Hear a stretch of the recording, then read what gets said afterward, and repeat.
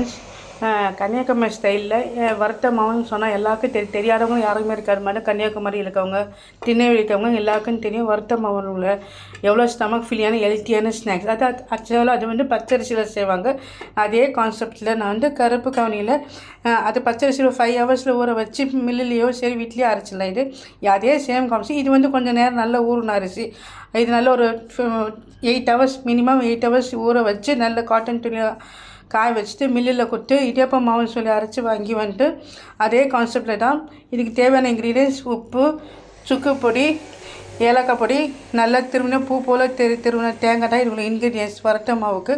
அதே கான்செப்டில் கருப்பு கவுனியில் தான் வறுத்த மாவு செய்ய போகிறோம். நெட்ஸி தேங்காய் ஒரு தேங்காய் நல்லா பூமேன் தேங்காய் திருவிட்டு எல்லாமே போட்டு பைண்ட் பண்ணுறாலும் நல்லா பிசையணும். இது நம்ம எவ்வளோ பிசைகிறோமோ அதுதான் உள்ளே எந்த அளவு ஏறுதோ நல்ல புட்டு மாவு பிசைகிற மாதிரி நல்லா பிசைஞ்சு ஒரு 10 நிமிஷம் கொஞ்ச நேரம் மூடி வச்சுட்டு நான் அதுக்கப்புறம் தடிமான ஒரு கடாயில் நல்லா வறுக்கணும்.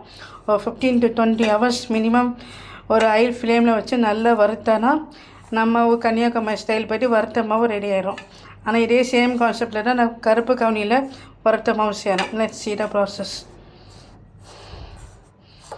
நல்லா பிசைஞ்சு வச்சுட்டா தேங்காய் எல்லாமே நல்லா பிசைஞ்சு ஒரு 10 நிமிஷம் மூடி வச்சுட்டு நான் இப்போ ஓப்பன் பண்ணி வறுக்கிறது ரெடி பண்ணிட்டு இருக்கிறேன். நல்ல ஒரு வாசனை, அது அரோமா ஸ்மெல் அப்படி வீசுது. பச்சரிசியில் இருக்கும்போது ஒரு வாசனை இருக்குது. இந்த கருப்பு கவுனிலையும் அந்த தேங்காய்லாம் போட்டு சுக்கு பொடி ஏலக்காயெல்லாம் போட்ட வாசனை அப்படி மானம் வீசுது. இனி நம்ம ஸ்டார்ட் பண்ணுவோம். கடாயை நான் ப்ரீ ஹீட் பண்ணி வச்சு வறுக்கிறது ரெடி பண்ணிட்டேன். நான் எவ்வளோ அடிக்கனமான கடாயை நல்ல பெருசாக இருக்கிறோமோ எங்கிட்ட இப்போதைக்கு இதுதான் இருக்குது. ஸோ இதுலேருந்து நான் வறுக்க ஸ்டார்ட் பண்ணுறேன். நான் 2 பேட்சாக பண்ணுறேன். கடாய் சின்னதாகுனா 2 பேட்சாக பண்ணுறேன்.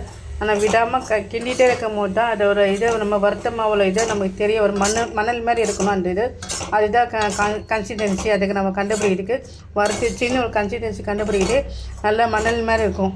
அதுவே நம்ம நான்ஸ்டாப்பாக வறுத்துட்டே இருக்கணும். இது நீங்கள் எத்தனை வருஷம்னாலும் நீங்கள் நல்லா ஆறின பிறகு டப்பாவில் ஸ்டோர் பண்ணி நீங்கள் வெளியிலையும் வைக்கலாம், ஃப்ரிட்ஜ்லேயும் ஸ்டோர் பண்ணி நீங்கள் எவ்வளோ நாள் வேணால் நீங்கள் யூஸ் பண்ணிக்கலாம். இது ஹெல்த்தியான ஒரு ஸ்டமக் ஃபில்லியான ஸ்நாக்ஸ் இது. ஸோ ஆல்மோஸ்ட் எல்லாம் ஃபினிஷ் ஆயிடுச்சு.